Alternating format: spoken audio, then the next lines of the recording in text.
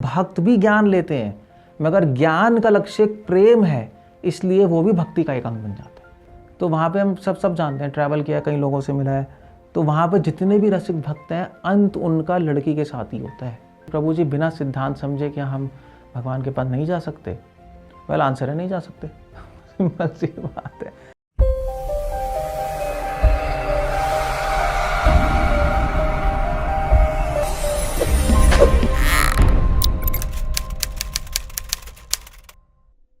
हरे कृष्ण। कई डिवोटीज हमसे पूछते हैं कि भक्ति में सिद्धांत जानने की ज़रूरत है या नहीं, और कई भक्तों का ये मत है कि सिद्धांत विद्वांत क्या रखा है, हरे कृष्ण जपो, प्रसाद लो, भक्ति करो और भगवान को प्राप्त करो। सिंपल है, इतना कॉम्प्लिकेटेड क्यों बनाना है? तो सिद्धांत क्यों जानना है? वेल इसके कई कारण हैं।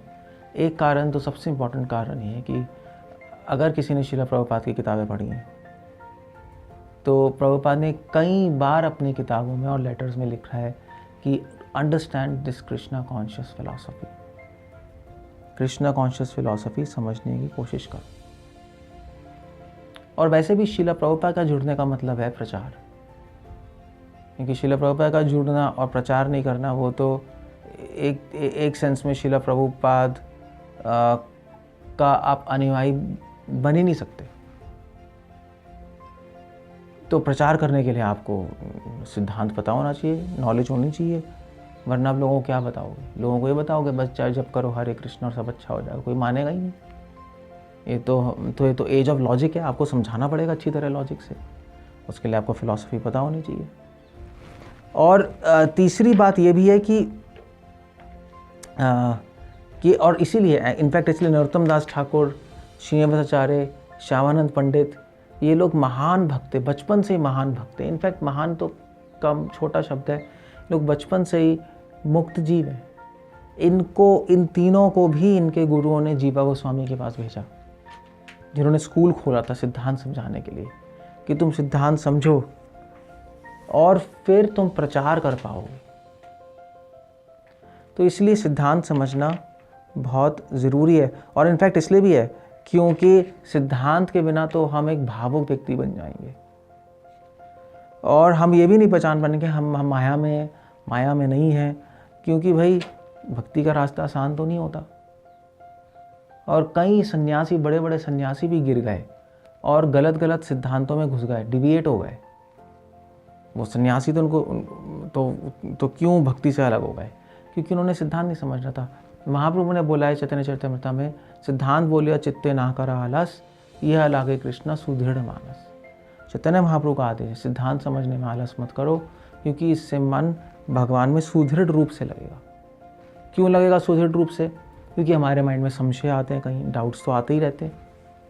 तो उन डाउट्स को हटाने के लिए, गलत विचारों को हटाने के लिए सही विचार तो चाहिए ना, वो भी एक सिद्धांत के साथ, एक समझ के उस गलत विचार को काटना पड़ेगा। तो जब संशय हटते हैं तो मन स्ट्रांग होता है, और उसके बाद हमारा गोल क्लियर होता है। लक्ष्य क्या है? लक्ष्य प्रेम है, प्रेम में भी विरह रूपी प्रेम है, और उसमें भी हम प्रेम प्राप्त कर रहे हैं सेवा के लिए, अपने भोग के लिए नहीं। ये सारी चीज़ें समझना ज़रूरी है, वरना हम भक्ति के नाम पे भोगी बन जाएंगे। सो ये कुछ कारण है जिससे हमें सिद्धांत जानने की ज़रूरत है। तो अब तो यहाँ पे कुछ लोग पूछेंगे कि प्रभु जी बिना सिद्धांत समझे क्या हम भगवान के पास नहीं जा सकते? वेल आंसर है, नहीं जा सकते। सिंपल सी बात है। तो कुछ लोग कहते हैं बट हम तो पढ़ नहीं सकते, हमें पढ़ नहीं सकते तो क्या करें, इतना इंटरेस्ट नहीं है पढ़ने में किताबें। तो ठीक है, हमारा उत्तर है सुन लो। अब YouTube है, MP3 है, कितने सारे लेक्चर्स हैं, कितने सारे प्रवचन दे रहे हैं, सुनो फिर दिन रात। सुनने से भी आप वही समझ लोगे जो पढ़ने से। ऑफकोर्स पढ़ना थोड़ा डिफरेंस है, मगर जिन्होंने पढ़ा है वो जब सुनाएंगे तो आपको समझा देंगे, काम खत्म हो गया। अब कुछ लोग कहेंगे कि प्रभु जी हमारे पास टाइम भी नहीं है सुनने का भी, पढ़ने का तो छोड़ो। तो वेल टाइम नहीं है तो जहाँ चाहा वहाँ रहा, बस यही मैंने सुना है। आप टाइम निकालोगे तो निकलेगा। सब चीज़ के लिए टाइम निकालते हैं नहीं, वाइफ के लिए, बच्चों के लिए, जॉब के लिए, पढ़ाई के लिए, टॉयलेट के लिए भी टाइम निकालते हैं, तो इसके लिए नहीं निकाल सकते। तो इस पे कुछ लोग कहते हैं कि प्रभु जी ठीक है, मगर हमारे इतनी बुद्धि नहीं है, हम सुनते भी हैं, समझ नहीं आता, याद नहीं रहता, आप सिद्धांत की बात कर रहे हैं, सब भूल ही जाते हैं।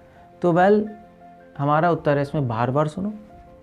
भाई कालिदास के बारे में सुना है ना, कालिदास भी तो एक मूर्ख ही था, महामूर्ख था, मूर्ख नहीं।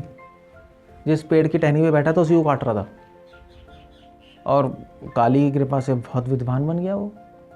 अब मैं नहीं कह रहा काली की पूजा करो, बट ये है कि भगवान से प्रे करो कि भगवान बुद्धि दें। कृष्णा खुद कह रहे हैं, चित्तेषां सततोक्ता नाम भजताम प्रीति पूर्वकम ददामि बुद्धि योगम तम ये ना माम अपयांति थे। अगर आप भगवान से प्रे करोगे, भगवान मुझे बुद्धि दीजिए, मैं आपको समझना, तो भगवान बुद्धि देंगे। ददामि बुद्धि योगम तम, आपको बुद्धि दे देंगे। तो इस पे फिर कई डिवोटी बोलते हैं, प्रभु जी ठीक है, मगर क्या ज्ञान लेने से ज्ञानी नहीं बन जाएंगे? हमें तो भक्त बनना है ना, ज्ञानी थोड़ी ना बनना है। ये बहुत इंपॉर्टेंट क्वेश्चन है, क्योंकि सारे डिवोटीज को ऐसे ही लगता है कि ज्ञानी भग जाएंगे। हम तो भक्त बनना चाहते हैं, हमें तो भाव होने चाहिए कृष्ण के लिए। मगर ये अंडरस्टैंडिंग बिल्कुल गलत है, क्योंकि ज्ञानी और भक्त में अंतर पता होना चाहिए हमें। ज्ञानी का मतलब नहीं है कि जो केवल ज्ञान ले रहा है। ज्ञानी वो होते हैं जिनका लक्ष्य मुक्ति होता है, भक्त वो होते हैं जिनका लक्ष्य प्रेम होता है। ज्ञानी लोग भी भक्ति करते हैं, मगर वो भक्ति करते हैं मुक्ति पाने के लिए, इसलिए उनको ज्ञानी कहते हैं। आप जाओ हिमालय में, ऋषिकेश में जाओ, हम तो गए थे ऋषिकेश में, तो वहाँ पे एक स्वामी जी मिले, तो उन्होंने कहा भाई देखो, प्रवचन कर रहे थे, तो कह रहे थे देखो भाई, सुबह करो तो सुबह ज्ञान योगी बनो, दोपहर को कर्म योगी, शाम को भक्ति होगी। ये उनका उत्तर था। पता नहीं क्या गांजा पीन के बैठे हुए ऐसे कई लोग हैं। सो ज्ञानी, और फिर तो अब ज्ञानियों के आश्रम में जाओ, बड़े बड़े ज्ञानियों के आश्रम में चिदानंद स्वामी, और फिर उसके बाद सदानंद स्वामी, और ये आनंद स्वामी, वो आनंद स्वामी, विवेकानंद स्वामी, अब सबके आश्रम में जाओ। उनके आश्रम में भी पूजा चलती है, कीर्तन होते रहते हैं। आप कहोगे बात अच्छा है। तो ज्ञानी लोग भी भक्ति करते हैं, मगर उनका मोक्ष मुक्ति है, इसलिए उनको ज्ञानी कहते हैं। इसी प्रकार भक्त भी ज्ञान लेते हैं, मगर ज्ञान का लक्ष्य प्रेम है, इसलिए वो भी भक्ति का एक अंग बन जाता है। ये समझना बहुत जरूरी है। सो भक्त ज्ञान लेते हैं, इसीलिए तो महाप्रभु ने अपने गोस्वामियों को किताबें लिखने को बोली। क्या रूपा गोस्वामी, जीवा गोस्वामी ये क्या अफीम खा के बैठे हुए थे जो टाइम वेस्ट करने थे? इतनी सारी भक्ति संदर्भ लिख दी, इतनी फिलॉसफी है उसमें, भक्ति संदर्भ। रूपा गोस्वामी ने भक्ति रसामृता सिंधु लिखी है, कितनी अच्छी बुक है, पूरी फिलॉसफी है। सनातन गोस्वामी ने बृहद भागवत अमृत लिखी है, उसमें सिद्धांत है। क्यों? हमारे लिए तो लिखा है। श्रील प्रभुपाद के पॉपर्ट्स पूरा सिद्धांत है, किस लिए लिखा है? हमारे लिए तो लिखा है। और वैसे भी भक्ति में जब ज्ञान की बात करते हैं तो उसमें तीन चीजें होती हैं। तो भक्ति के ज्ञान में तीन तरह का ज्ञान होता है। तो एक ज्ञान होता है गलत सिद्धांतों को काटने के लिए। जो लोगों के सिद्धांत होते हैं, भगवान कौन है, योग, क्या जीवन का लक्ष्य योग है या नहीं, या हम भक्ति करने के लिए केवल भगवान की पूजा कर लें, शिव जी को जल चढ़ा दें, दूध चढ़ा दें, तो ये सब गलत सिद्धांतों को काटने के लिए। दूसरे तरह का ज्ञान होता है भक्ति में, प्रेम को समझने के लिए ज्ञान होता है। प्रेम क्या चीज़ है, प्रेम क्या चीज़ नहीं है, प्रेम को भी समझना पड़ता है। इसीलिए प्रेम की परिभाषा दी है चैतन्य महाप्रभु ने। प्रेम का विश्लेषण किया है भक्ति रसामृता सिंधु में। विश्वनाथ चक्रवर्ती ठाकुर ने तो अपनी किताबों में, प्रेम संपुट में तो प्रेम की एनालिसिस की हुई है कि हमारा जो लक्ष्य हम समझे तो सही क्या है। वरना प्रेम के नाम पे हम एक नचिया और गविया और एक भावुक टाइप से बन जाएंगे, और कुछ नहीं होगा। जैसे और लोग, इतने सारे लोग वृंदावन में गाते रहते हैं गाने। और तीसरा भक्ति में ज्ञान होता है विवेक। ज्ञान हमें विवेक प्रदान करता है। जब भक्ति के रास्ते पर चल रहे हैं तो माया भी अटैक करती है। ऐसा नहीं है कि आप खाली बैठे हो, माया अटैक कर रही है। तो माया अटैक करती है, उसके लिए विवेक होना चाहिए, पता लगाने के लिए क्या माया है, क्या कृष्ण है, क्या दूध है, क्या पानी है। ये सब अच्छी तरह पता होना चाहिए। तो इसलिए भक्ति में भी ज्ञान की बहुत ज़रूरत है। भक्ति में ज्ञान के तो इनफैक्ट भगवद गीता का संदेश तो भक्ति है ना, ये तो मानते हैं। और भगवद गीता में आखिरी के 6 अध्याय 12वें से 18वां अध्याय तक पूरा ज्ञान भक्ति के ज्ञान के बारे में विश्लेषण है। भक्ति को समझना है, वरना तो बिना समझे कुछ भी करोगे तो वो फलित होता ही नहीं। ओके, तो इस पे कुछ लोग कहते हैं हाँ प्रभु जी अब तो समझ आ गया, अब हम ज्ञान लेंगे और सिद्धांत समझेंगे, बहुत अच्छा है। बट ये बात है कि मगर हम वृंदावन गए थे और वृंदावन में तो बहुत सारे रसिक भक्त हैं और वो कहते हैं देखो रसिक बनो, ये ज्ञान और सिद्धांत तो बच्चों वाली बात है। वह कन्हैया के गुणों में रम जाओ और आंसू भाओ ये होते हैं। या वृंदावन में राधे राधे, गोवर्धन में राधे राधे, बस ये करो।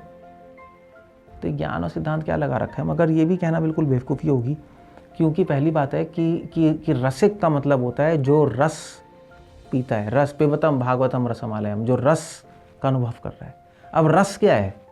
रस कोई केवल भावनाएं नहीं है कि आप वृंदावन में गए, कृष्ण को देखा, हाउ ब्यूटीफुल, वो रस नहीं है। वो भावनाएं, भक्ति भावनाएं, अच्छी भावनाएं, मगर वो रस नहीं है। रस होता है कि जब तो सबसे पहले हम भक्ति करते हैं, उससे अनर्थ हटते हैं, अनर्थ हटने का निष्ठा आती है, निष्ठा के बाद रुचि आती है, उसके बाद आसक्ति आती है, उसके बाद भाव आते हैं, उसके बाद प्रेम मिलता है। और फिर जब ये प्रेम अलग अलग तरह के भावों के साथ मिलता है, सात्विक भाव, अनुभाव, सात्विक भाव, अनुभाव, व्यभिचारी भाव और विभाव, इन सारे 4 भावों के साथ प्रेम मिलता है, तब रस की अनुभूति होती है। इसलिए भक्तिसिद्धांत ठाकुर कह रहे थे कि अच्छा गुरु ये नहीं बोलता कि मैं रस में डगमग हूं। नहीं, हम रस तो लक्ष्य है हमारा। तो ये रसिक भक्त कहां से पैदा हो गए? तो रसिक भक्त वैसे भाई कुछ नहीं होता। और वैसे भी उस रस को अगर मान लीजिए, चलो मान लीजिए तो मान लीजिए आपको रस का अनुभव हो रहा है, मान लीजिए हमने माना आप बहुत महान है भैया, महान है, महात्मा है, आपको बहुत रस का अनुभव हो रहा है, आपको बहुत रस का अनुभव हो रहा है। बस एक प्रॉब्लम है कि आपको चैंटिंग में मन नहीं लगता, मगर फिर भी रस का अनुभव हो रहा है। ठीक है, चलो कोई नहीं, आपके पैर पड़ते हैं, बहुत अच्छा है। बट फिर भी आपको ज्ञान की ज़रूरत है, क्योंकि उस रस को ख़त्म करने के लिए माया हमेशा खड़ी हुई। बड़े बड़े रसिक भक्त भी गिर गए। वृंदावन में तो मैं रहा हूँ ना कितने साल, मतलब ज़्यादा साल रहा नहीं, मतलब कितने साल हमने विज़िट करते रहे, क्योंकि हम दिल्ली में, हम तो वृंदावन ही जाते रहते थे। और फिर एटलीस्ट 1 साल तो मैं रहा ही हूँ वृंदावन में। तो वहाँ पे हम सब जानते हैं, ट्रैवल किया, कई लोगों से मिला है। तो वहाँ पे जितने भी रसिक भक्त हैं, अंत उनका लड़की के साथ ही होता है। एक रसमयी लड़की को लेके भागते हैं, यही होता है। राधे राधे कह के नाच रहे होते हैं, रस ले रहे होते हैं, और फिर एक राधा आ जाती है उनकी। तो भाई माया भी अटैक करती है, माया चुप नहीं बैठेगी। माया तो हरिदास ठाकुर को अटैक करने आ गई, गिराने आ गई थी। तो इसलिए ज्ञान चाहिए कि हम समझ पाए माया किस रूप में आ रही है। माया एक डिवोटी माता जी के रूप में आएगी कि प्रभु जी मैं आपकी मदद कर दूं, मैं आपकी सेवा करना चाहती हूँ। आप कहोगे हाँ माता जी, हम आपकी सेवा करने स्वीकार है, हम तो रसिक भक्त हैं। सो माया के बहुत खेल होते हैं, अलग अलग रूप में। माया भक्ति का ही रूप लेके आ जाती है। तो पहचानने के लिए कि वो माया तो नहीं है भक्ति के रूप में, या पहचानने के लिए कि ये जो रसिक भक्त है कहीं अंदर से भोग का रस तो नहीं ले रहा और बाहर से बस ढोंग कर रहा है, ऐसे भी है ना लोग, उसके लिए भी ज्ञान की ज़रूरत है। तो चाहे आप रस के लेवल पे हो, चाहे रस के लेवल पे नहीं हो, तब भी सिद्धांत समझने की ज़रूरत है। सो इसलिए सिद्धांत आपको समझना ही पड़ेगा, उसका कोई शॉर्टकट नहीं है, कोई बाईपास नहीं है। या तो आप पढ़ो किताबें, पढ़ नहीं सकते तो सुनो लेक्चर अगर सुन नहीं सकते तो टाइम निकालो सुनने का। और बुद्धि नहीं है, इंटेलिजेंस नहीं समझने की, तो प्रे करो भगवान से। भगवान ज़रूर कृपा करके आपको सारा सिद्धांत समझने की बुद्धि देंगे, कि इससे आपका इंटरेस्ट डेवलप। हरे कृष्ण। श्रील प्रभुपाद।